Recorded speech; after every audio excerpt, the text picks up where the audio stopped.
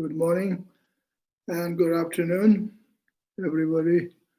Welcome to Lojong teaching, the Wheel of Sharp Weapon. So today we go to the verse 46, Wheel of Sharp Weapon, composed by Dharma Rakshita. Dari Lojong Tunja Kolog, the authors Shuya, and the Puri, and the Punda Pengensola, and the Tujichi, Shai. The Shologa today, Yibjishidu, Dona, Mendu, Todo Babana, Garwa Rangi, Radi Sebatar. Lengen Sonjarana Coin, Tani Digula La Payu, Charles. In short, then whenever unfortunate suffering we haven't desired crash upon us like thunder. This is the same as the Smith who had taken his life with sword. He had fashioned himself. Our suffering is the will of sharp weapons returning full circle upon us from wrongs we have done. Hereafter, let's always have care and awareness never to act in non-virtuous way. So this one is, the meaning of this verse is about awareness, cultivate mindfulness about one's own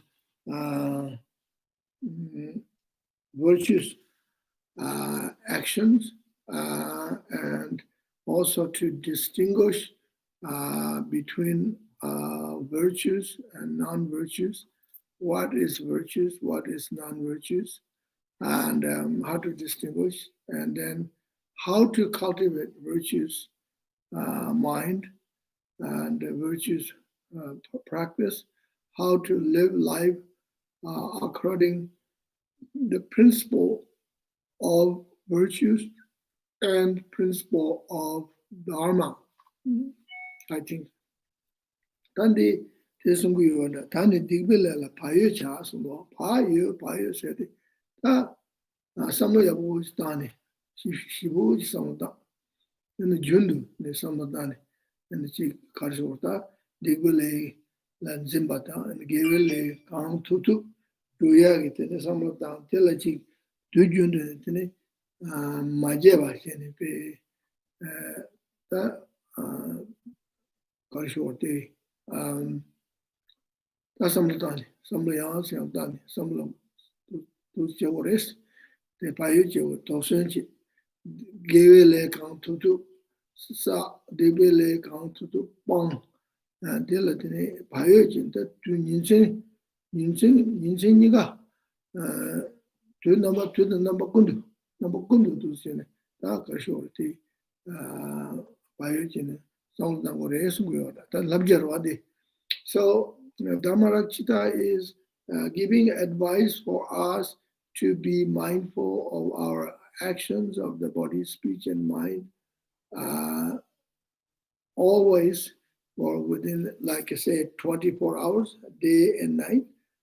It would be hard to cultivate mindfulness while you're sleeping, and but because you're sleeping, you'll fall asleep. But whenever you are conscious, you're awake, always kind of observing, have a general kind of observation, watching our own conducts, our own habits of the body and speech and mind.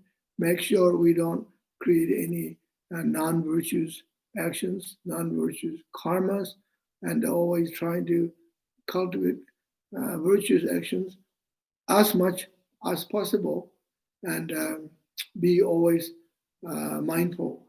And this is the advice. Tani digwe lela payu chas. And so then I now move on to verse 47.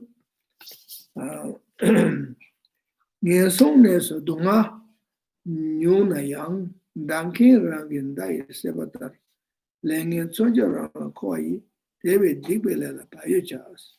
So again, similar. Again, advising on mindfulness of actions and not to create non-virtuous actions. Here, I will read the translation. Our suffering is the wheel of sharp weapons turning, full circle upon us from wrong we have done. So whenever we are suffering, whatever suffering we have, suffering of body, mind, it is a wheel of sharp weapon turning. So what it means that we have created the cause for the physical suffering, mental suffering, and it's a wheel of sharp weapon. So when the wheel of sharp weapon is turning, and you don't want to sort of on the way of turning of the wheel of sharp weapon, you don't want to kind of mess around. You stay away from this wheel of sharp weapon as far as possible. It's like a samurai walking with sword, and you don't better not to go closer to him. He might strike on you, and you never know. Maybe he's a drunk samurai, and he could just strike on anybody if he's a drunk. And so wheel of sharp weapon is returning when you are suffering physically and mentally. So this is actually the main message here is karma, wheel of sharp weapons turning, but also wheel of karma is turning. Karma is cause. Karma is law of cause and effect. Karma works. I have seen karma of other people. I have seen my own karma. I have seen individual karmas. I have seen group karmas. I watched karmas over the years. I have seen how the cause and effect of the karma is connected and related.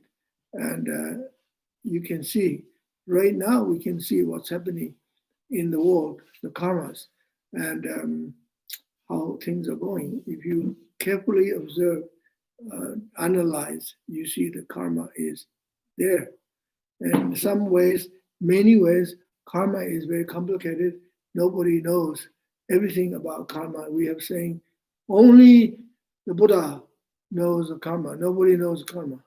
And that's it. Le siro Allah. So pagil le singing some jimachabare le guni le juden do the le satang the le member kandi is tashi tawa shibshi shiba sama jaja dat jata sama ching suishigresina chingresina dajaga to mashaji to ma suji ge hakko mare lende sing the pe mesebe sabure ting sabu jachimbo trouble and I ordinary that le sing in munetine lende sing tending do the marang tongs marang lende tongs mission lende tongs so dame me mambo lende and zambuling lende kare le than blend in the sun do in the yun the sun kinda way lejiba tenda way kasa do so jo sije the lekare jukares saven tin de with tin da yin we ores the day would that under the sangubo tayo and then nezu we organize then debe when we talk about karma cause and effect, we're not talking about some kind of old stories, and we're talking about right this moment, at this very moment, what is happening in the world, what's happening with people, what they do. The result is ripening just like that, coming.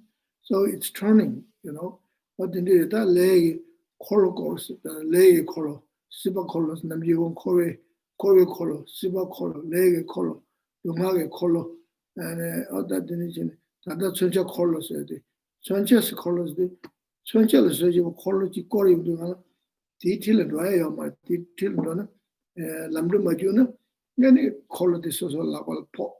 Zubula po any say again in Gaia, and then Sancha Kolo is a chilla mandojin, Yang Muni, then a Gaia, Madia, we on it, when a Japan me summarizing the laboratory, Mambushu Kin Nudo, what the Santa Tino Mishra Yomata, Jamala is somebody in it, and they moving up Shatodo, or then children, Ningaya, Koran's Rapsicina, and it's so in Sula in Shuguro, what did you do that?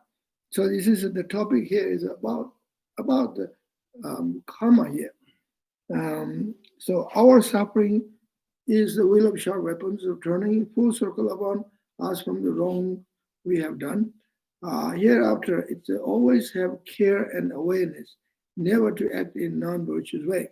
So try not to create any non-virtuous actions. Try to create virtuous actions as much as possible, and always practice mindfulness and awareness. So when we talk about practice mindfulness, this is the most important mindfulness. Today in the world, in North America, Europe, and many places, people practice mindfulness. And now, I don't know, it's sort of like the peak, maybe it's not so popular now, it's coming down. And a few years ago, 5 years ago, 6 years ago, everybody is talking about mindfulness, and mindfulness this, mindfulness that, and how to eat with mindfulness, how to walk with mindfulness, how to sit with mindfulness, how to talk to somebody with mindfulness, and how to pick up fast food with mindfulness, this and that. Some things are kind of a bit silly to me. And why do you need mindfulness picking up fast food? You're picking up bad food anyways. And if you're picking something really good food and picking up, then you say, okay, make sure it's got all the ingredients and all the things that sauces or whatever, put in it on, because you are eating good food, you spend a lot of money. If it's junk food, then junk food. And anyway, but the most important mindfulness is mindfulness of the body, speech, and mind. And you see, mindfulness, we as a Dharma person, we as a Buddhist, we should practice mindfulness, our own body, our own speech, our own mind, and everyday life. And mindfulness of karma. This is most important. Not everything. The others are secondary thing. Mindfulness of karma, trying to create the virtues as much as possible every day, trying to avoid non-virtues as much as possible, and practice mindfulness of virtuous actions, practice mindfulness of non-virtuous action. These two things, always be mindful.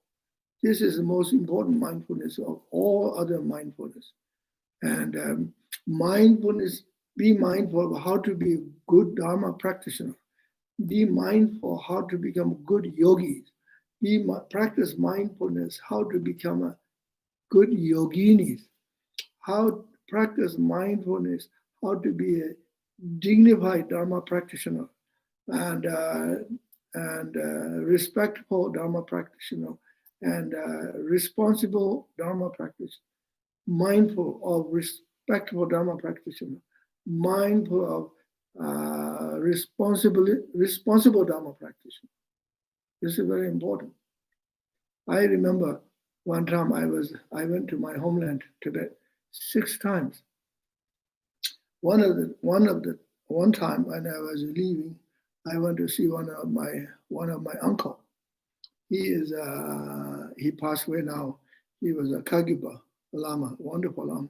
And he had so much love to me and my siblings. So he said to me, I'm very proud of you coming to our homeland, visiting, build a healthcare center, build a school for debate and logic, and you help a lot of people. And now you go away from our home. You're going back to Janata. You're going back to Canada. You're going away like a tiger. And you're not going away like a dog. And you go away with like a tiger. I'm very proud of you. So this is a Tibetan way of saying, like, oh,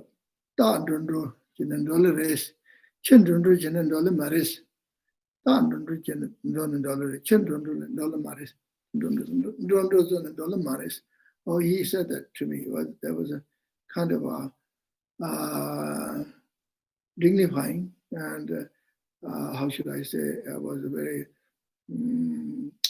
gratifying. I was very pleased. My great uncle told me that, and he was in prison, labor camp during the Cultural Revolution for 20 odd years. He was in a labor camp.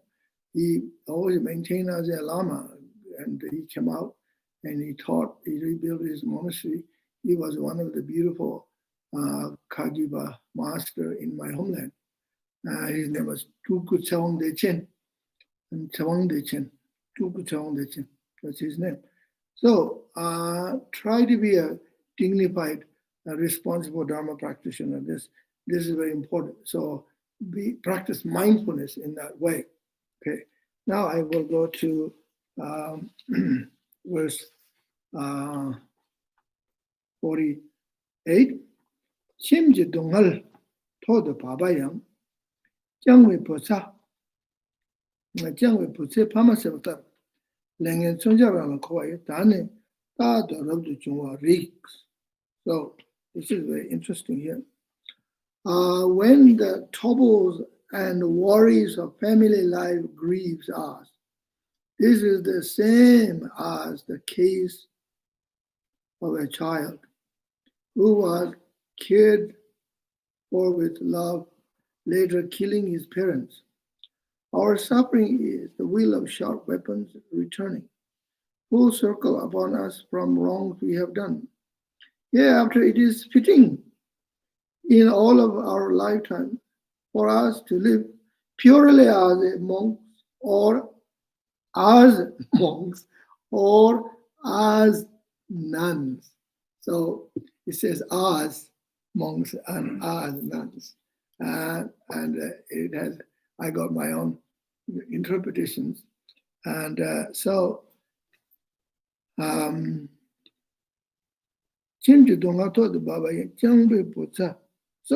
now when this is talking about Dharmarakshita himself as a monk, right? He was a monk, and Bhikkhu, and like Shanti, Deva was a monk, Asanga was a monk, and Atisha was a monk. The monks, strict monks, pure monks, they have their own sense of pride being a monk, and pride of being a celibate monk. And this kind of pride is not an egoistic pride. I'm better than you. It does, but they have their own dignity. So their view is life of householder, family man or woman, life is suffering. And well, not just their view, life is suffering. As a family man, you suffer a lot. And also you have a lots of pleasure as well. You get lots of reward as well. Being a good mother, a good father, a good uncle, good sister, good brother, whatever, good wife, good husband. You get lots of reward and joy and happiness. At the same time, you suffer a lot. In other words, let me put it this way: it makes your life hard, hard way. It's not a simple life. You're not a simple Buddhist monk, and you're not a simple Buddhist monk, a simple Hindu Swami. And easy to be a monk, easy to a swami, because the lay people will feed you. You don't. So then, you can say, my life is good and happy and this and that. You poor guy, poor lay people, poor family people, you're suffering, you're suffering. Easy to say that. But who's make your life is comfortable and simple and have an opportunity to practice Dharma? Because of the lay people. Lay people work so hard and help. And they're the one who's really holding the Dharma together on economically, financially, in many ways, right? They're the holder of Dharma, not just the monks and nuns. And but you have to remember all these, it's interdependent, not just one way. But but then at the same time, it is true that the monks and nuns have peace and quiet. This is what they choose to be. There's their life, and you can't complain to them saying, "Oh, you guys selfish, run away from home and irresponsible, don't want to have family, don't want children." You can't say that to them because that's their choice. We all make choice in our lives, and one should respect that. That's their life. They need to be monk, nun, celibate people have their own kind of what they have their own purpose, and they serve Buddha, Dharma, and Sangha. If they're working like a family person around the clock, they have no time to study, time to compile these amazing books. They have no time to give initiations and teachings and hold the lineage and so on. Exceptionally, certain cases like Marpa and King Indra Buddhi and so on and so forth, layman. Marpa was a layman, like he had farm and wife and children. Marpa means butterman. He had made a butter, and Marpa, man who made butter, Marpa. But you see, it's being a celibate monk, monastic tradition is very important for the foundation of the root of the teaching of Buddha. And not only monastery, not only the root of the Buddha, Dharma, Sangha, but it's also root foundation of the preservation of Tibetan culture. This is why it's important. I read story, I read history. For example, Bulgaria was under the rule of Turkoman Empire for 500 years. Turks, they persecuted the Bulgarians, destroying their cultures and Christians, especially Christianity. So the Bulgarian monks, they went underground and saved the Bulgarian Orthodox Christian tradition. And not only that, they saved Bulgarian culture, folk culture, music, art, literature, poetry, so on and so forth, saved them kept underground. When the 500 years later, this is long time, 500 years, when the Turks are gone, left, the monks come up from the underground, so to speaking, and they come back with their culture is intact. Not only Orthodox Christian religion, but their art, music, and culture, tradition, the preservation of the tradition.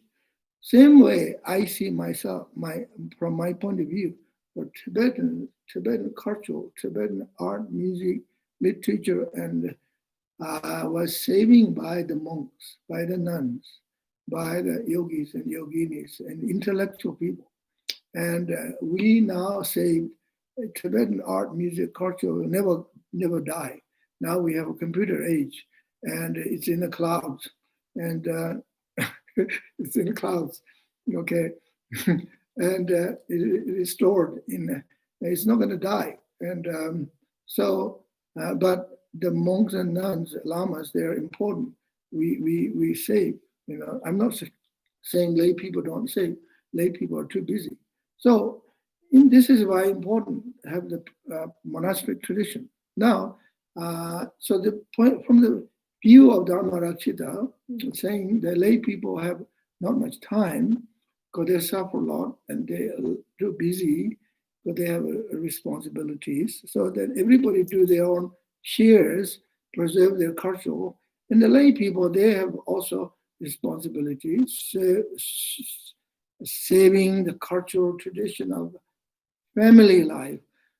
Being a mother, a father, or grandmother, you have all your own tradition, being a mother or father or grandmother, and so on and so forth. And so they're doing their own part. And but at the same time, they suffer a lot because of hard work, worn out your body and mind. So now here he's talking about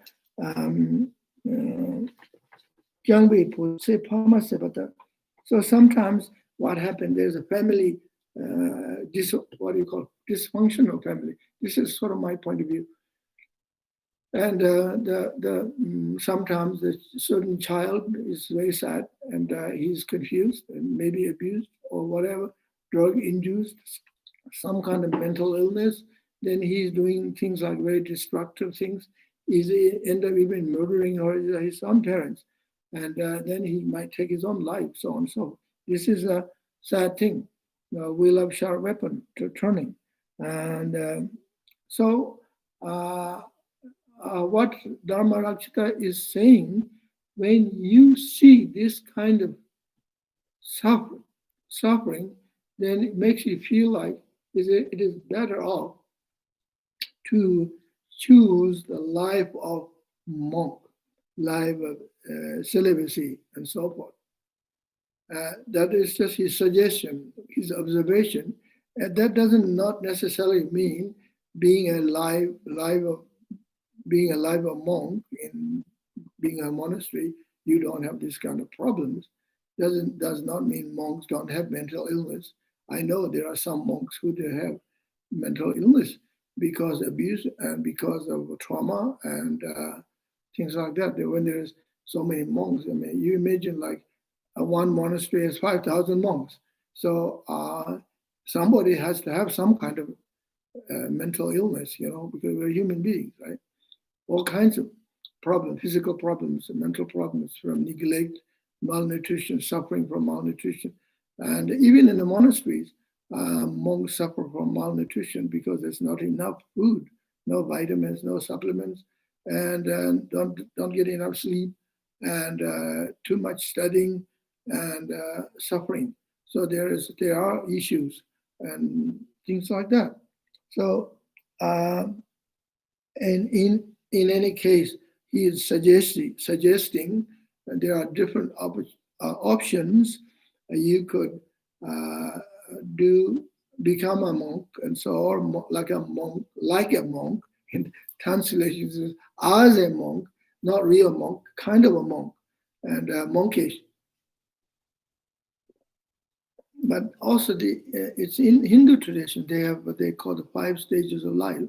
When a man or woman become older, and once he's become a grandpa and grandma, then you could become a sannyasin, celibate monk or nun. You done your duties. Now you dedicate your life to the spiritual practice, and that's Hindu kind of tradition. But from the Tibetan point of view, and this kind of Hindu tradition, some ways it's kind of too late.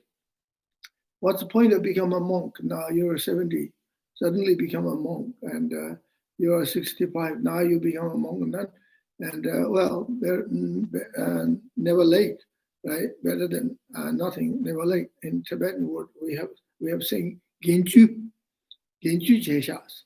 When some old man become a monk, or old woman become a monk, nun, we say ta Ginchu Chesons, Ginchu cigarette. That's the love you are.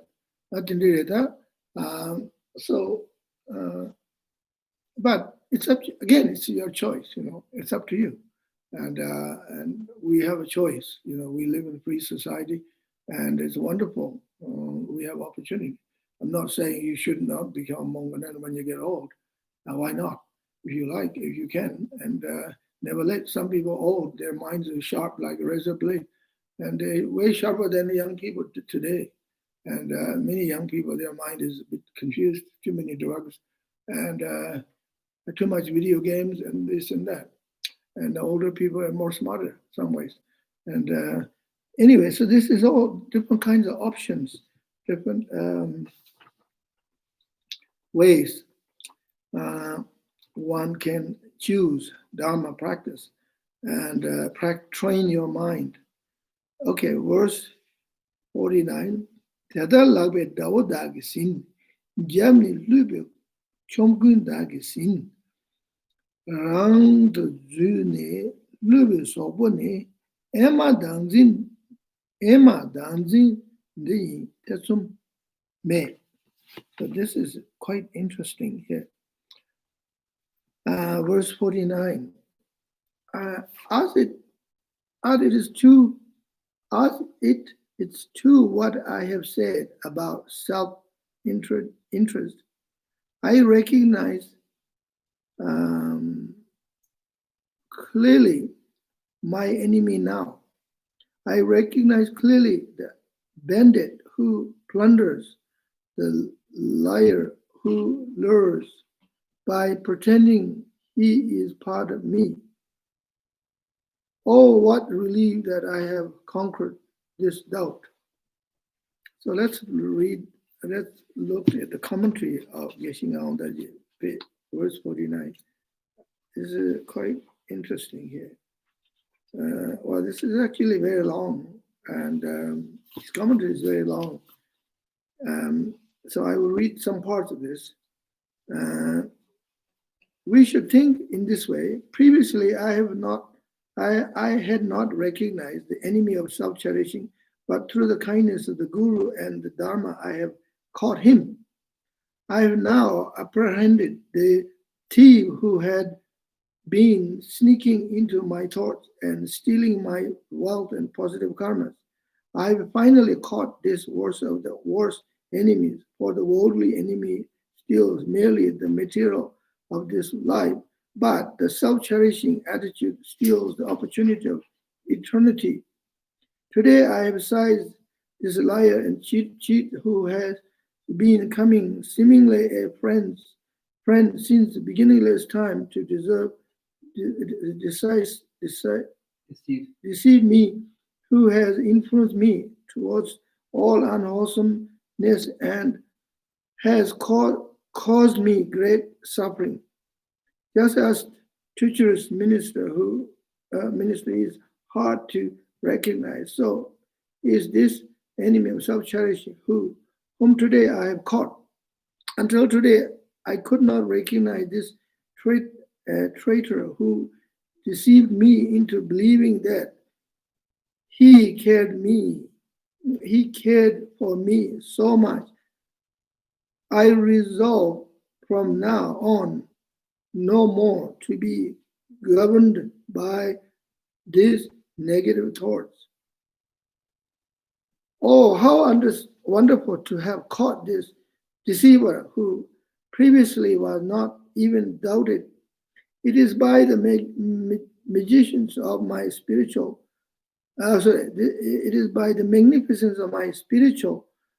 master and the Dharma teaching that I have achieved this.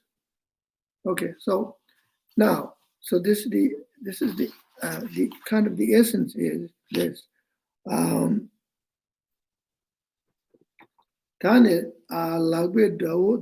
So today I managed to catch my own enemy by my hand. So basically talking about the ego, my own ego is my biggest enemy. And so today I managed to catch my ego by my hand, by mindfulness, by awareness. I recognize my ego, how sneaky my ego was, how subtle it was. It was really like a thief that sneak around in and out. And very devious, I managed to catch this.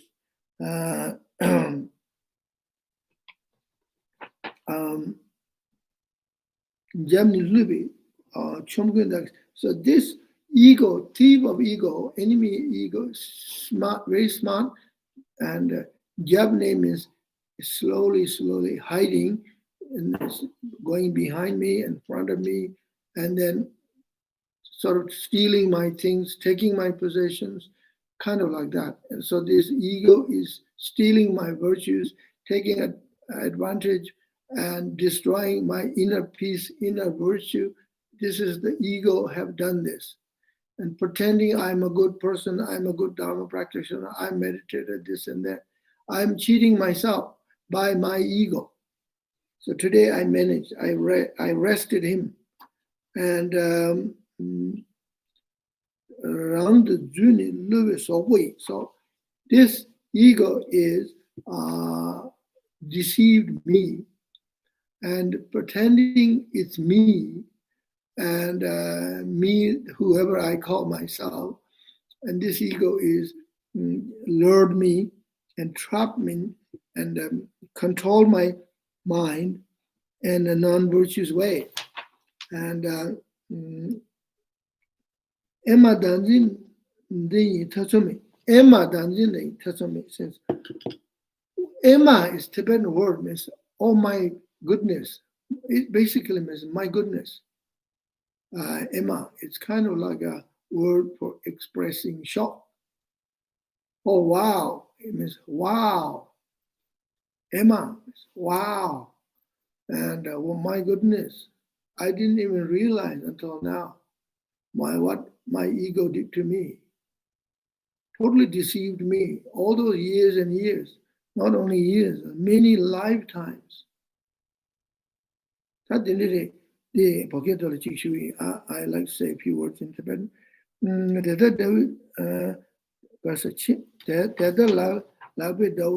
That's also Danjin de Kuma.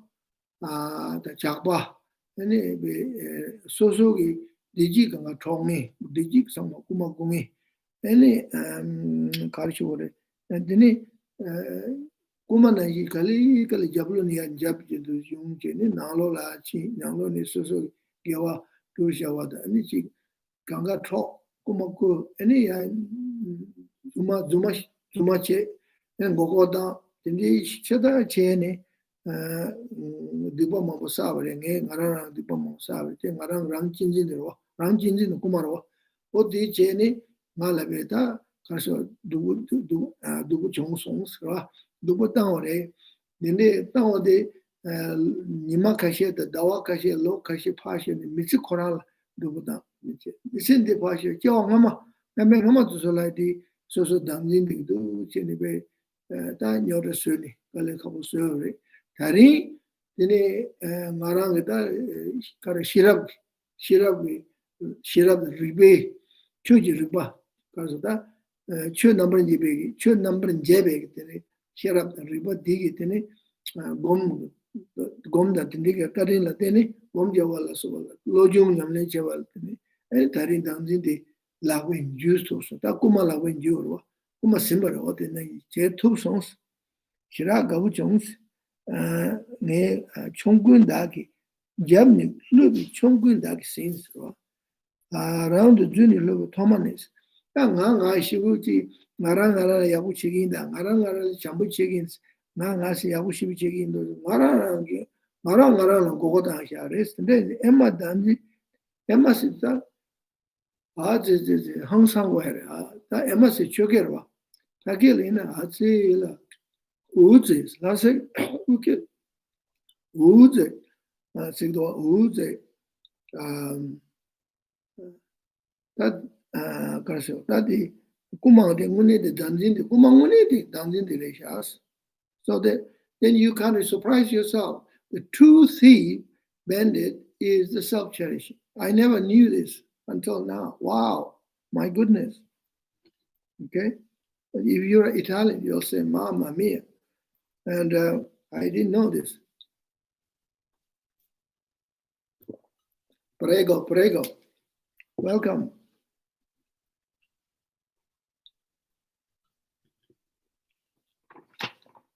Okay. So one must realize, one must meditate, the true enemy thief is self-cherishing. Verse 50. Tane leji choncha, lela chara. Trebe tsoje lensum kela kor deni shabte tapshi jemi ang So this is now kind of interesting. I shouldn't say kind of interesting. It is very interesting. Verse 50, very profound teaching by Dharmarachita. And so Yamantaka spin around with great power, the will of sharp weapons of good actions now. These 3 times turn it around in your wrathful-like aspect, your legs set apart for 2 grades of truth, with your eyes blazing open for wisdom and means. So this is very beautiful teaching here. So Dhammarachita, it shows that he was a great practitioner of Yamantaka deity. Yamantaka, Vajaparawa deity. Yamantaka is Sanskrit word, Tibetan word, Shinji-shi. Yamantaka, Shinji-shi. Then there's another word for Yamantaka, it's called Vajra Bhairava. And Tibetan word is Dorje Jigje, Dorje Jigje, Pokela, Poketorwa, Samtita Kela, Vajra Bhairava. Yamantaka says Shinji-shi, Shinji-shi. So Shinji-shi, Yamantaka, he is the Yidam deity of Dharmarachita. Yidam is Tibetan word. Yidam is very beautiful word, actually. A Tibetan word, a very profound word. And Yidam means heart bond deity.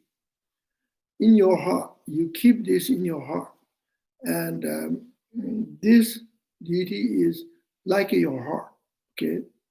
The heart of your Dharma practice. Yidam. Yidam sui bas. Yidam dorji jije. Yidam jizun dorji nanji mayins. Jizun doma yins. So in Tibetan we say some yoginis among themselves, we talk about who is your Yidam. May I ask you? Say, well, my Yidam is Yamantaka, or my Yidam is Goya Samaya, or Tara, and so on and so forth. So then we know what we're talking about here, Yidam, heart-born deity. So here Dhammarachita's main Yidam is Yamantaka. Yamantaka means opponent of Yamas. Yama is the Lord of the Death. Taka is the opponent of the Lord of the Death. That's the meaning of Yamantaka. Vajra Bhairava, Vajra is diamond-like and powerful. Bhairava and Vajra Bhairava, Dorje Jigje, and Bhairava means terrifier. Vajra terrifier. He is the Vajra terrifier. What he does is he's the Vajra terrifier of samsara. He is Vajra terrifier of delusions. He is the Vajra terrifier of karma. Yamantaka is the most powerful Yidam of all the Yidams. He is the most important Yidam in the Gelugpa tradition, in the Sakya tradition as well. In the Gelug tradition, we have 3 main Yidam, Goya Samaya, Yamantaka, and Yamantaka, Goya Samaya, and Hiroga Chakra Sambhara. Then there's another couple of extra Yidam deities, Vajra Yogini, Chitamani Tara, and so on and so forth, He Vajra, and so forth. In the Sakya tradition, He Vajra is the main Yidam, then Chakra Sambhara, and Vajra Yogini, and so forth. So here Dhammarachita's main Yidam is Yamantaka. So now it seems like here he talks about power of Yamantaka a lot. So what Dhammarachita here is really doing is he was teaching about the bridging between the sutra and tantra. Until now he taught the sutra. Now he's leaned towards more into tantra. He's indirectly suggesting you should do tantric practice, and preferably you should practice Yamantaka. That's what he is suggesting. So he's describing the power of Yamantaka and the importance of Yamantaka practice. Dao Zebe, no, Leju Soncha, lelang kor, dani leji chonje lelang kor, chobe choji lensu kel kor. So, so he's saying, Yamantaka spin around with a great power, will of sharp weapons of good actions now. So he's suggesting if you practice Yamantaka, it will be very successful. It will be very good for your Dharma practice. Yamantaka is not as a protector here, but as a Yidam deity, you practice Yamantaka. It's important. Yamantaka is the most important Yidam deity. So, Yamantaka spins around with great power. So, the Yamantaka has 34 arms, 16 legs, and 9 faces. Okay, so 34. One of the arm is holding wheel of sharp weapon, and the wheel of sharp weapon is turning, and he's spinning above your head, spinning around us. So what he's doing is removing our obstacles, external obstacles of Dharma practice and internal obstacles of Dharma practice, which is our ego and delusions. He's destroying this. This is what you need. You need wrathful deities. And we need wrathful deities in this degeneration age. And one should practice sometimes wrathfulness, and most of the time peacefulness. Sometimes you need to practice wrathfulness, and otherwise, idiot compassion does not work. And one must not practice idiot compassion. You should practice genuine compassion, wrathful compassion. And wrathful does not mean you're being mad or angry in a deluded way. You could be wrathful, practice at the same time practice compassion. For instance, Mahakala is wrathful aspect of Chinese. Okay, he's wrathful, but he's not angry. He's due to his compassion. He's showing a wrathful expression. Jigje dan jigje sidwa. Jigje se dojin jigje pa shanang lang. Shanang sul lang is so nangi dangzin de shanang lang. Dangzin de ba sarchen. Ni jingin jingin zani jingin la jingin zani jigje sidwa. De jigje tendi jingin la jiwa mara so jigje gom jigje ki cherem gom zorem gom so jigje musu ya chur. Ore churni so getene shirab radite getene dangzin chu so shirab shuk de ene dangzin gombo de sarchen o tindi jingin top de nuba so na jewa inzani so jigji ta karso jigji komban toya getene chula dogyare atu se dan jigji dojin jijin jibar toja bo dundu dan jambat sinju na yore dojin jijin jibar toja bo dundu hala dunje shinji she bo geji jas odin do yorwa odu stati karsho te dade tane leji choncha lela course tube choji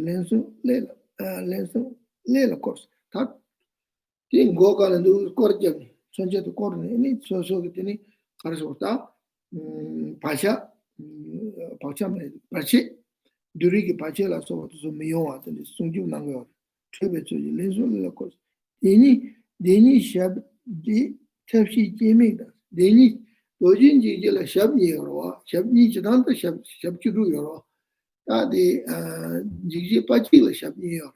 So here talking about Yamantaka has 2 legs. Actually, the solitary Yamantaka has 2 legs, what we call solitary Yamantaka. And then the elaborate Yamantaka has 16 legs, 8 on the right, 8 on the left. The 16 legs symbolize 16 types of emptiness, 16 kind of emptiness. And Shabchuru Yorwa, Shabchuru the Tuni Juru somewhere, Tumbani Juru or Tunil. Tanga Tumbanila Tangatea Yomare, Tangas Yomare. Inayatana Mumbuludu, Uma, Zawa Sherabda, so the Bechena, Tuni Judu, Tuni Jobja, Tuni Shutamatu, which is Masondua, but indeed, that Tuni Tunji Chavajani, Tuni Tangajan, Tuni Koran Tangas Yomara, and Tunji Chavajin, when I Chitombani, Nantombani, Chananiga Tombani, Champotombani, Tombani, and do you Tombani, Dumaji Tombani, or the Legend somewhere. So in Shunyata, we say external emptiness, internal emptiness, both internal and external emptiness, great emptiness, small emptiness, and emptiness of samsara, emptiness of nirvana, so on, 16 kinds of emptiness. This is based on because of the bases are different. Yeah, the Shunyata itself is not different. There is only one Shunyata, but because the bases are different, basis of Shunyata is different. That's why you distinguish different kinds of shunyatas. You input the label, different labels of shunyata, samsara, nirvana, so on and so forth. So anyway, here,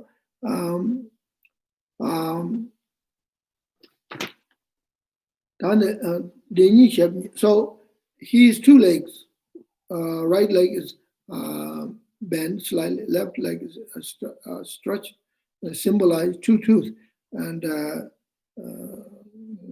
two tooth, dembani, kunzum dembada, conventional tooth and the ultimate tooth. Dini shab de, tapshi jemik dance, two eyes, two main eyes, right and left eyes symbolize wisdom and method. Shabi yuni, shabi yekum yun jambi, dini dembani, tondam dembada, kunzum dembada, chondun yismo. Yini de tab the shirabni sondere, tab de chugugi, Kasalungu juje, and the shirab chugu jujero, chugulumuni, autogen. Yini the tabshini, Kaso tabshi, yemi dancer. Dobin chewa tuba dalan, moons. Okay, so your legs are part for the two grades of tooth, with your eyes blazing open for wisdom and means.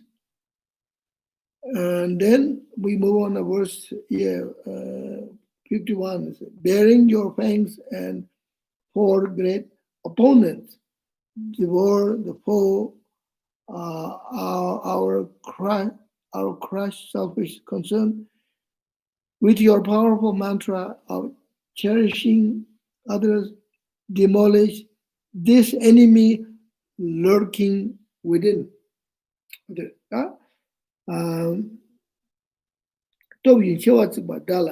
News. So he has teeth, of course, and there are four main fangs, and these fangs symbolize four opponent powers. Okay. For opponent powers. So now, those of you who studied Lamrim, you know the words for opponent powers. That is namji on the Lamrim nola yore. Then namji jitan pechen al yore. Tobis the karare sena tenji top yore. Number sunji be top. Nibal la top top. Nimbo kundu jibe top. Top yede ta chö nyamle jin hondo laban hondo nyamle jin chö nyamle jin hondo jin saja je jidang chö nyamle je ga top yi ma san de yo ma top yi go laban de saja je ga hondo de saji je ga top yi inji mi chang go top yi chang ma yin na ene chö lam su de wa de chö de ya bu ji nyamle ya bu yin go yo de is top ji go ro de top yi se top se de jin de. So in Sanskrit we call four palas, chatur pala. Chatur, Sanskrit word chatur means four. Chatur, char is four, like in Hindi, ek, do, teen, char. Right? Char is four. Sanskrit, chatur is four. Pala is top power, four power. Chatur pala, okay, Sanskrit word. And so four opponent powers are very important. For a part of Dharma practice. If we apply and practice for opponent power, then our Dharma practice becomes successful.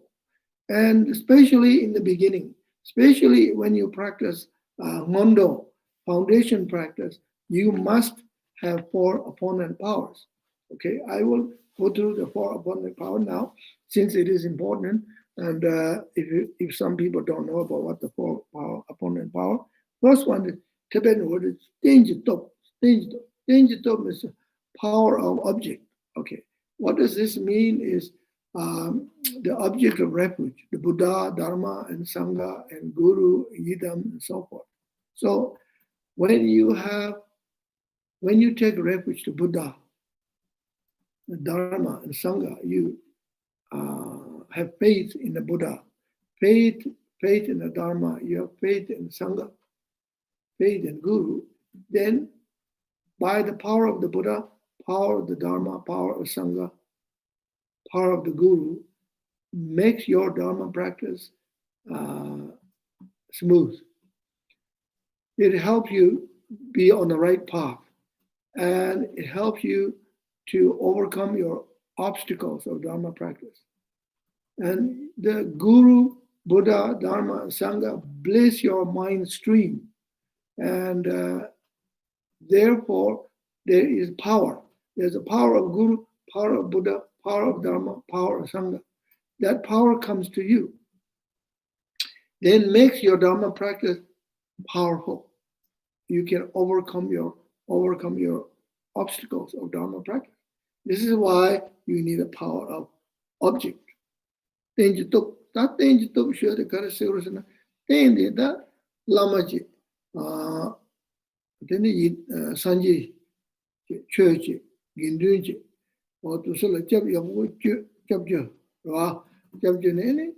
Ten, that Tenwa, a dig Lame, Chilap, Sanji, Chilap, Churgi, Gadi, Chilap, Nuba, Chug Nuba, Gindungi Gadi, Solatin, Jambu Yabuche, Ning Tawani, Isi Jene, Javina, and it's also changing Nichi, the Yawi Yungur. So if you practice genuinely, earnestly from your heart, and you have developed your faith, trust in the Guru, Buddha, Dharma, and Sangha, your practice will increase like a waxing moon. So that's the first power. Oh, thank you. Number Sunjin Betop. Number Sunjin Betop is power of remedies. No, not power of remedy. Number Sunjin Betop is power of, how should I say in English? Not remedy, power of getting rid of. Sunjimba means getting rid of. So you make determination to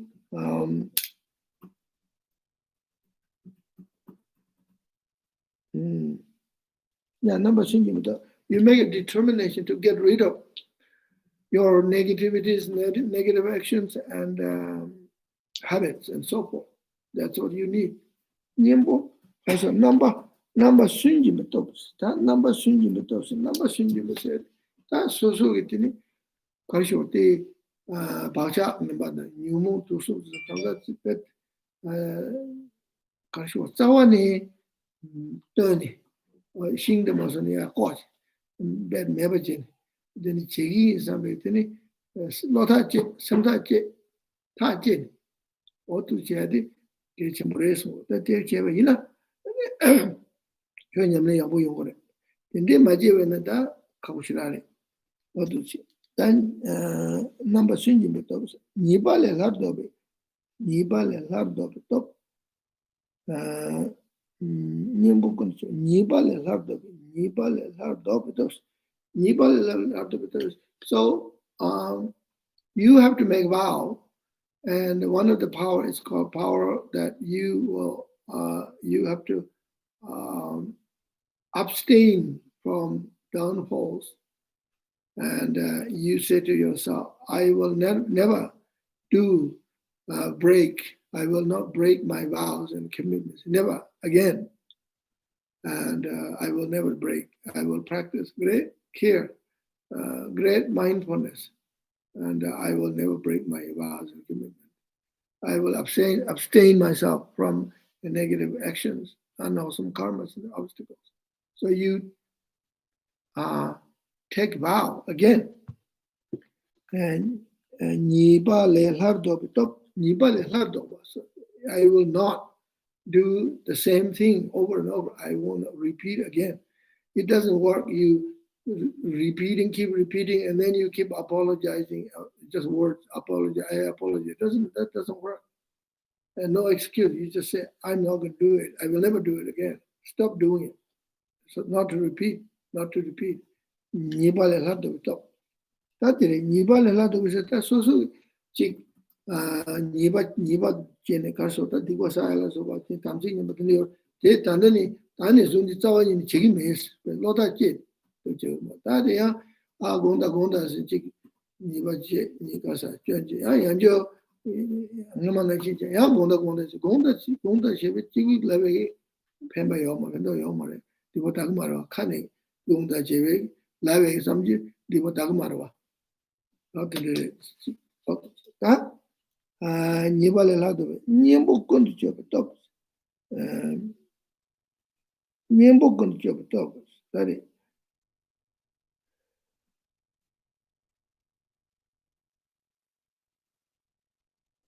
Nimbo Kundichop tops, Nimbo Kundichop top, Verita, Nimbo Kundichop the water. Nimbo Kundichop is a power of remedies.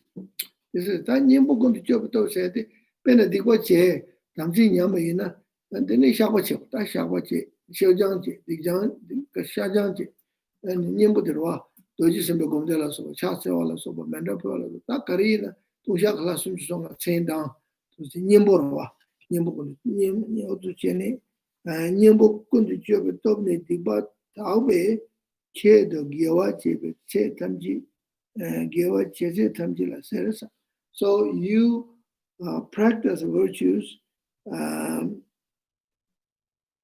For example, practice Vajrasattva meditation, recite 35 names of the compassion Buddhas, and prostration, and so on and so forth. You do opponent power and practice. Meditate on Shunyata, recite Hat Sutra, and so on and so forth. This is the power of remedies. And so the one before, Nipal Elato Nipal Shinji Nipal Elato is like whatever you have done in the past, mistakes and broken vows, then you say, I will not do that again. Nipal Elato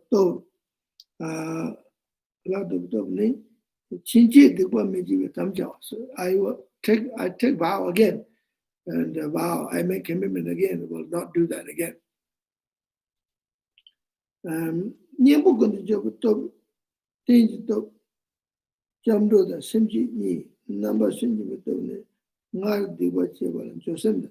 So, also one has to have a regret mind and say, I'm regretful that I have broken my vows and commitments in the past, and now I will abstain myself from breaking vows and commitments. So these are the four opponent powers. Okay.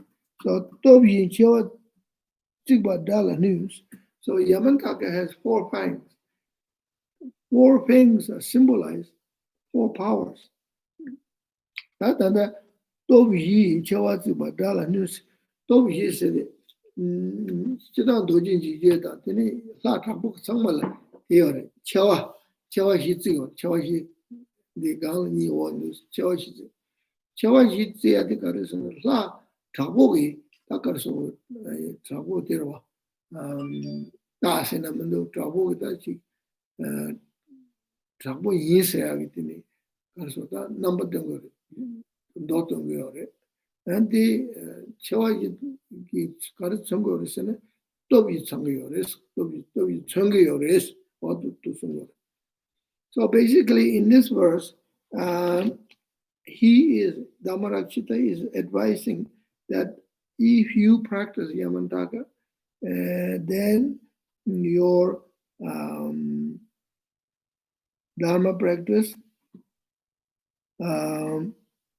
will become successful, and Yamantaka will remove obstacles of your Dharma practice. Now, if you don't practice Yamantaka, then you might be practicing another Idam Riti, like Hiruka Chakra Sambhara, or Hayagriva, or so on and so forth. Whichever Idam you practice, especially Ratma Idam, and they all have the same kind of, more or less, same kind of functions. Okay, maybe the function is the right word, I hope. Yeah. So there are also more explanations of the greatness of Yamantaka practice. They talk about 5 kinds of greatness of the Yamantaka practice, the benefit of Yamantaka practice, importance of Yamantaka practice. It says, Nigdu Semje Leloche, Shirabchon, Tamsing Mutan, Tomba, Namedeba, Logda Chiva, Solum Chon, Mumba, Lama the To, La Mugiba, Mocha the Timmy, Chubon, King Techewa, Dictate Naje, Jija, Tangi, John. No one do you remember Sonam member Cheton Jumbo relation Mamma get along the Pachetar Papi Tusum Tus Yaman del Pado in Gigi. You don't love the net here and Naja the Dinky, the Tuyina Yugum Hongi Mentimbe Cho the Dagi Zova Minibi Cheju Jig dance. Okay, so this is a greatness of Yamantaka practice. It says in the commentary of Yamantaka, one of the greatness of Yamantaka practice, one of the very special feature or quality of Yamantaka practice is Nigduji Semje Nam Lelo Chong, Tan Jiji Dojin Jiji Gomne, Payongi, Gobe Payonda, Lako Dojin Jiji, Deneka Yonde. Senamandu Chechu, the Ramadaji Chechu Mongoyo, Tinanga, the Sondo, but then the Dojin Ji, the ring of Zutan, Nimagi, Nimanga do the La, Yidam Dindi Madena, Chongo Tongo Mares, Chode, and Yidam Dojin Jigdamana, Chode Lamel, do the Awushu Resort. So here it talks about in this 5G generation age, Semjinam. Lelo Chawa. Sentient beings are lazy. They're not lazy working, making money, running around, but they're lazy when it comes to Dharma practice. And Shirab Chua, very little wisdom. Tamsing Masowa, they don't practice commitments. They don't practice vows. And Lokta Chawa, they have wrong views, lots of perverse views. Shirab Mumba, they're ignorant of Dharma practice. They're ignorant of understanding of Dharma. They don't understand Dharma because they don't study, they don't have time for Dharma. They do not respect the Guru and the Dharma friends. They don't have respect. And what's the timber? And they're not shameful of doing shameful things. They don't have a shame. They don't have a respect. They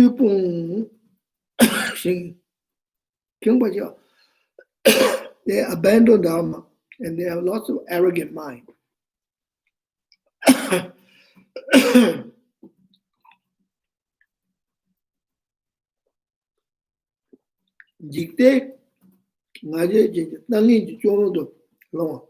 They have wrong views. And they fall in the wrong view.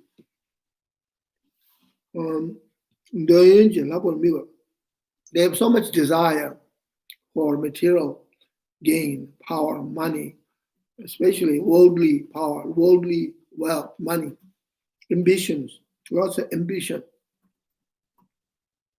And Sonam should remember, they have very little virtues, karma. Life is short. Jumbo, Roland Shinji Mami, get the London Japachi, Pache, Chardamba. So they have many obstacles by Jumbo and Roland, Shenji, Mamo, and so on and so forth. So Geg and Longding. So these are Tibetan words, very complicated one.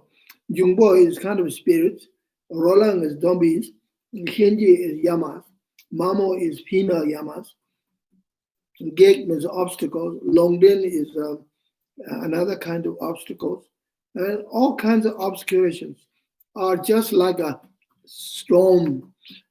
All these obstacles coming down like rain, snow, they're coming like the tsunami, waves. You're caught up with all kinds of obstacles for Dharma practice, obstacles of life, and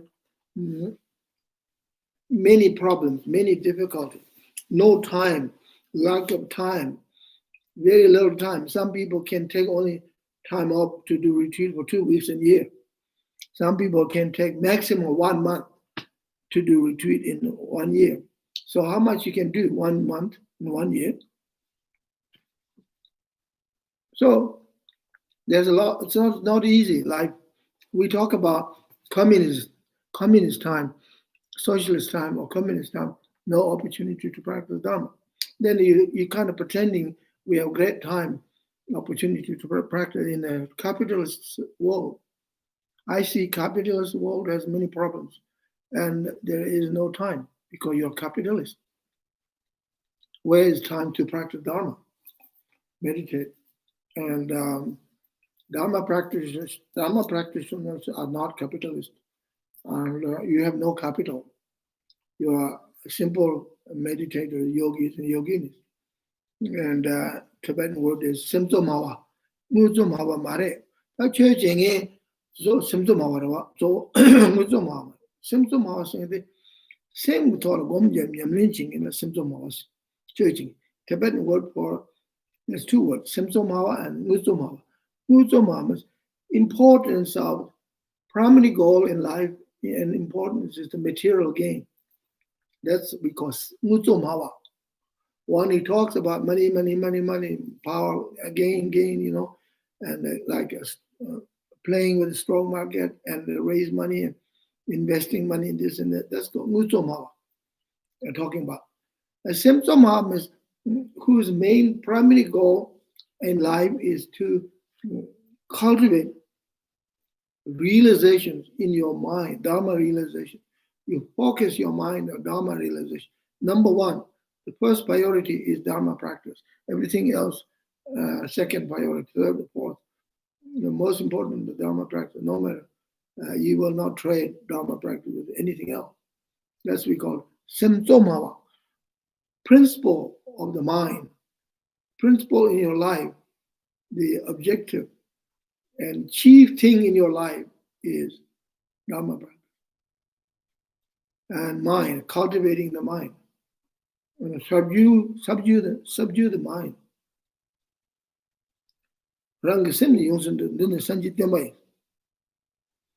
Subduing one's own mind is the doctrine of Buddha, teaching of Buddha. So, so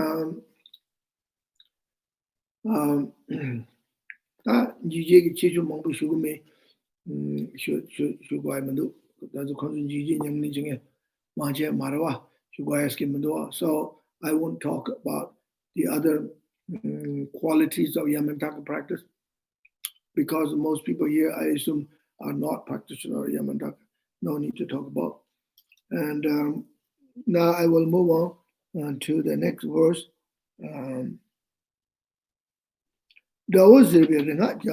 Yang coronates around one chiba. Lady Sonja Tony Jujeba, dancing womb, Jiba, Duksubjin. Rayi Pondu Jubit, Tamyam cooks. So this is very, very powerful word, strong word, verse 51. Bearing your pangs of the 4 great opponents, devour the foes, our cruel, selfish concern with your powerful mantra, cherishing others, demolish the enemy luring within.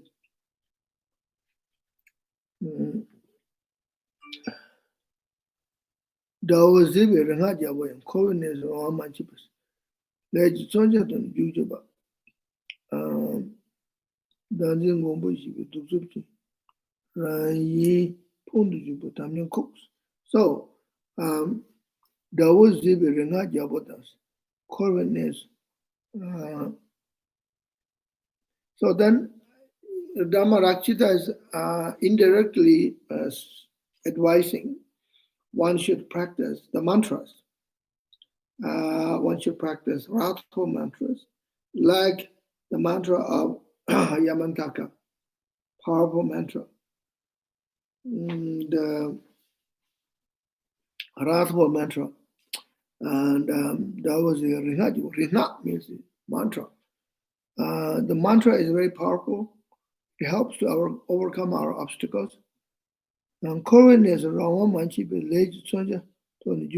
we are wandering in the samsara by our karma, and we are running around with the will of sharp weapons, running around with the will of sharp weapons, the weapon of karma. And we're wandering in samsara by the power of our own dangzin self-cherishing. This self-cherishing is very harsh. This self-cherishing is very difficult. And this self-cherishing is basically the cause of problems for myself and cause of problems for others. And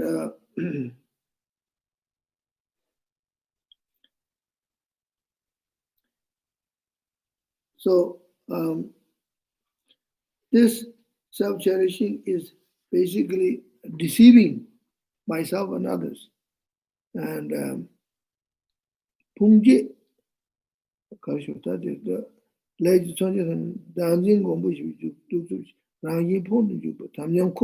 so this self-cherishing is deceiving and destroying myself and others. The happiness and the happiness and realization of myself and others. For that reason, therefore, I must destroy this self-cherishing, which is the cause of breaking the samaya, breaking the vows.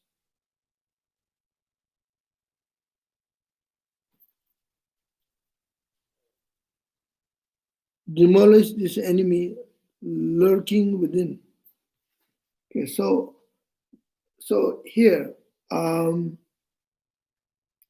next here word says hong hong and yamara, so on and so forth. Hong hong. So basically, one should meditate on the mantras, recite mantras, practice mantra yana.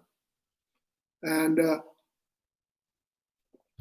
so one more thing here I like to say now, and then I will end here. So Dhamma Rakshita is basically suggesting you do Lojong practice, okay, whatever you can. Practice renunciation, bodhicitta, and shunyata. And then at some point, you need extra help. Mantras. Mantra is very powerful. Mantra is a healer. Mantra is a medicine. Mantra is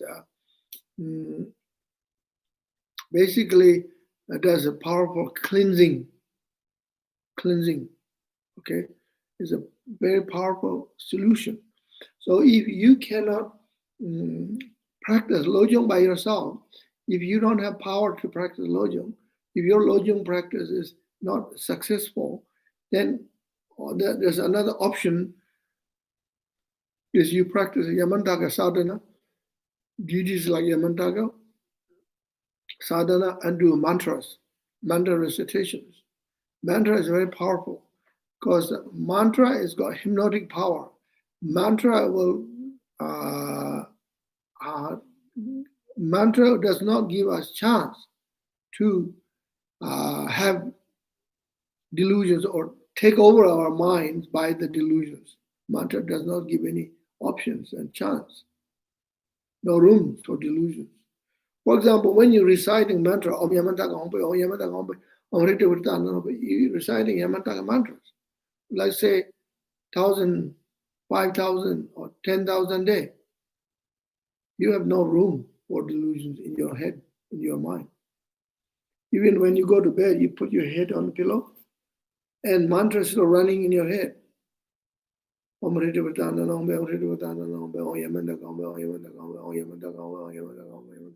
time for delusions. So you need mantra recitation. Mantra recitation is very powerful. This is the tradition in Hindu tradition and the Tantric Buddhist tradition. And Hindu tradition is called Japa Yoga. Japa Yoga. And Tibetan tradition we say Sangha Dup. Sangha Dup. Sangha means secret mantra. Dup is cultivate. Okay, we have 5 minutes, and if you have questions, most welcome.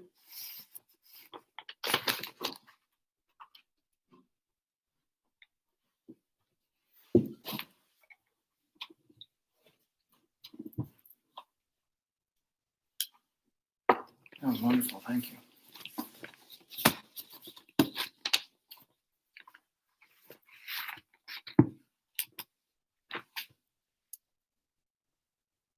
Amanda asks, describing self-grasping ego like sly, deadly villain, very strong and helpful, but maybe we don't need more guilt. May be good to recognize faults, but do we need it with some kindness and humor? Okay, can you read that question again slowly? Yeah. Describing self-grasping ego like sly, deadly villain to her is very strong and helpful. And maybe she's saying we don't need more guilt.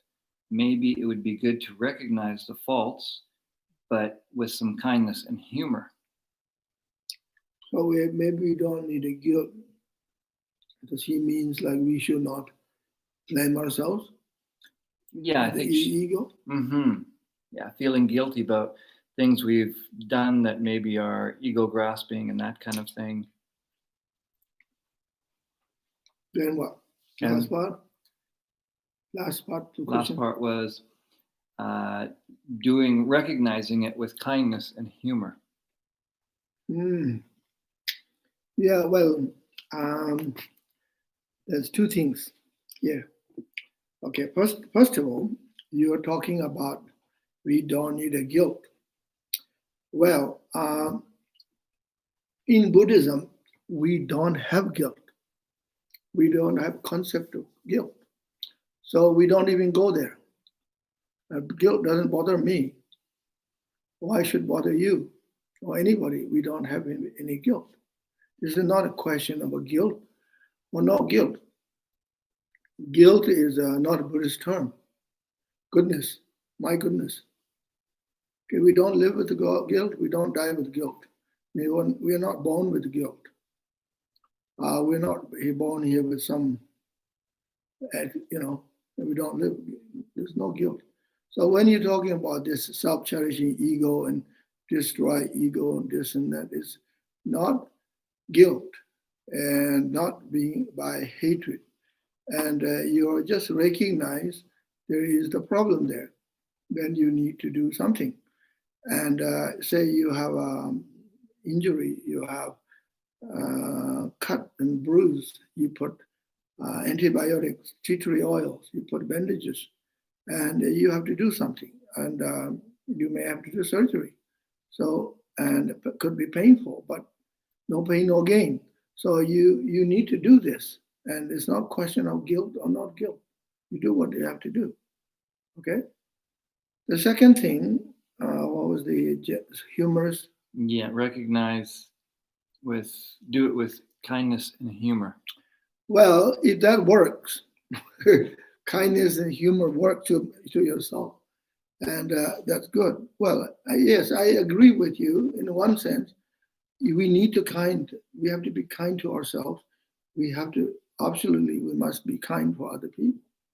and we should have a humor. But at the same time, you can't be always kind to yourself. You can't just say, "Oh, you're a nice boy, nice," and you have to say, "You are a naughty boy, and you didn't do very well, and don't do that again." You have to point the finger on yourself. And you can't just say, "Oh, you're a nice little boy. Okay, you're good. You're okay. You're okay." And,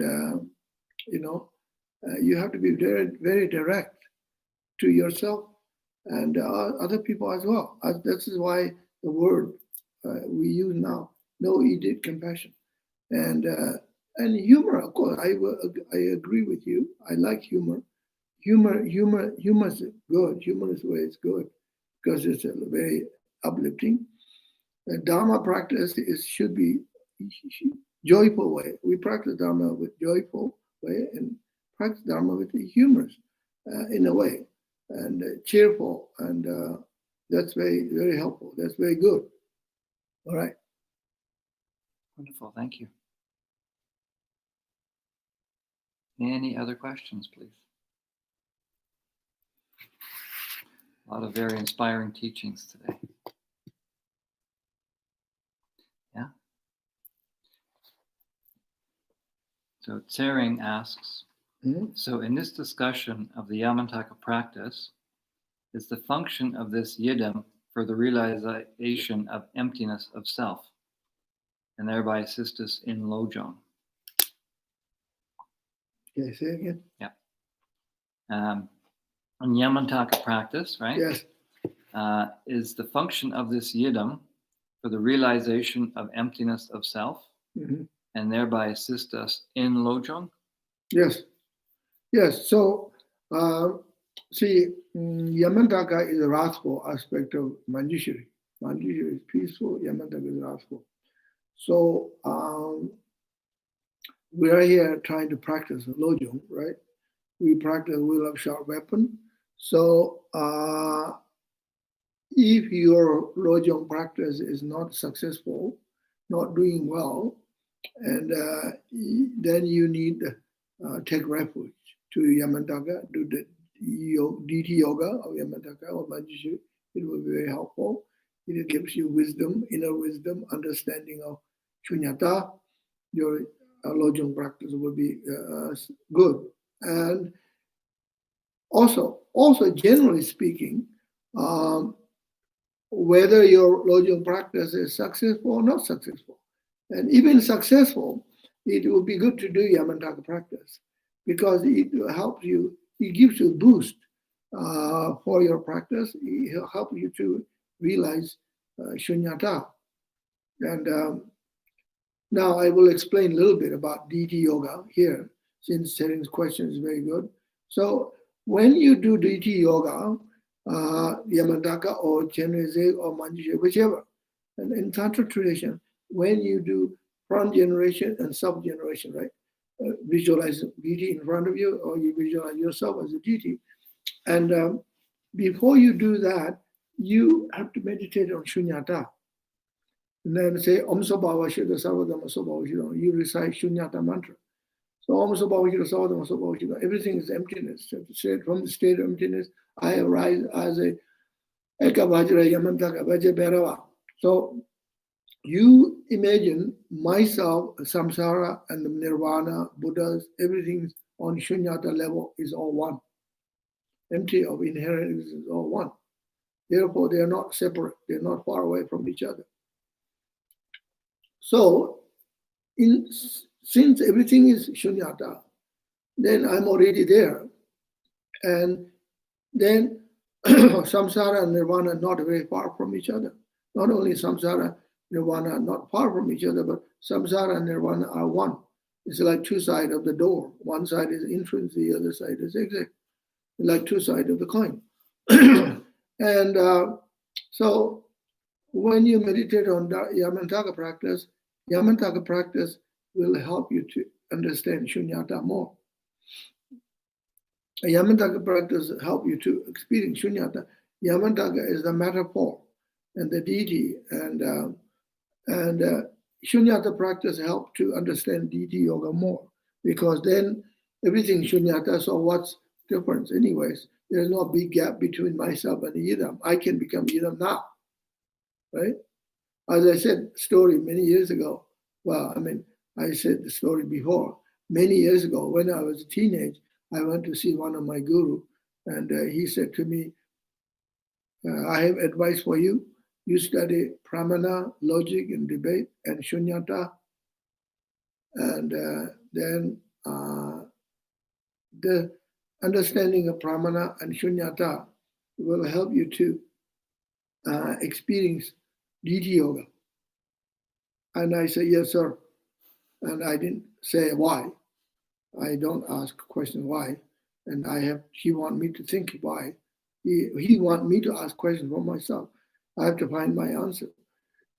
So I did. Then years later, I realized the more you understand pramana, logic and debate and shunyata, then I understood Yamantaka practice.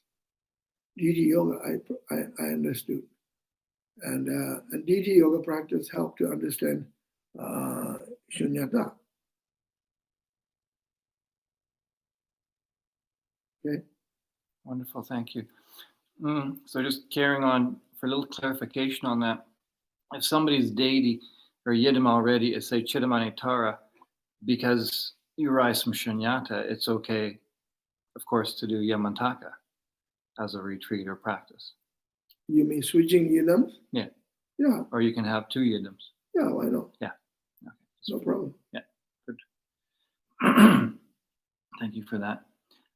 Guy asks, are all the self-destructive and limiting factors that keep us from realizing our Buddhahood bundled into this term self-cherishing? Say again. Some reason today I want people to repeat the hear it question. Again. These are very deep questions today. Are all the self-destructive and limiting factors that keep us from realizing our Buddhahood bundled into this term self-cherishing? So is he asking the self-cherishing is cause of to realize Buddhahood? Is self-cherishing the limit of us realizing Buddhahood because of limit? Oh, I see. Yes. Yes, of course. But the self-cherishing is put the limits and to realize Buddhahood, because Shantideva said the difference between ordinary person and the Buddha. What is the difference? The difference, Buddha practice non-self-cherishing, selflessness, then he or she become Buddha. Ordinary man or woman still groping in darkness, groping in samsara, because he or she is practicing consistently, continuously, he or she is practicing self-cherishing. And therefore he or she is groping in the darkness. And this is the difference between the Buddha and the ordinary man and woman. So the key thing is we have to work on it and trying to get rid of the self-cherishing. What is self-cherishing? Tibetan word is da rang jinzin. Rang jinzin. Rang jinzin. Rang means self. Jinzin means cherishing. I am this, I'm that, I'm not. And who am I? What I am? What this kind of stuff. So dualistic thinking. Yeah, but not only dualist thinking, but holding, self-cherishing, word cherishing. Good, thank you. Adam asks, please discuss saying the Heart Sutra in regards to purification. Discuss? The Heart Sutra? Yeah. I guess he's saying, how does the Heart Sutra relate to purification? Purification of self-cherishing or just purification in general? He doesn't say, but let's go with self-cherishing. Purification of self-cherishing? Through the Heart Sutra. Yeah, well, Heart Sutra is see, you have to understand first the word, why it is called Heart Sutra. Heart Sutra is not talking about the physical heart. Heart Sutra is the essence of the teaching of Buddha. And Heart Sutra is like the heart of the physical body. As a human being, we have a heart. This is the most important part of the body. When this heart is failed, or then you may not survive. Other parts of the body, you chop off your arm or leg, you can still walk around with you on a wheelchair, whatever. You can run. So the Heart Sutra is the essence of Buddha's teaching. What is the essence? Shunyata and wisdom and compassion. So now, the reciting Heart Sutra, practicing the essence of Heart Sutra, Shunyata, meditate on Heart Sutra, then the Heart Sutra is the opponent power of ego and self-cherishing.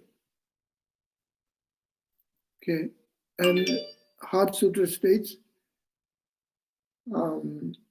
there's no I, there's no me, no self. Okay, and Zumi Dami Trimi, there's no form, no sound, no smell, no taste. Zumi Dami Trimi, Romi Rijami, no touch, touchable, touch. Trimi, no dharmas. So on the inherent level, on Shunyata level. And the form is emptiness. Emptiness is also form.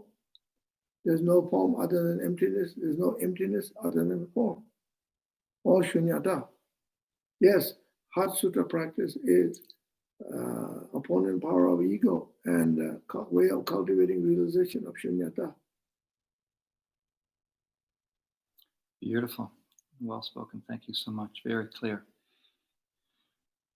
Okay. I think unless somebody has anything last second here, I think that's what we have.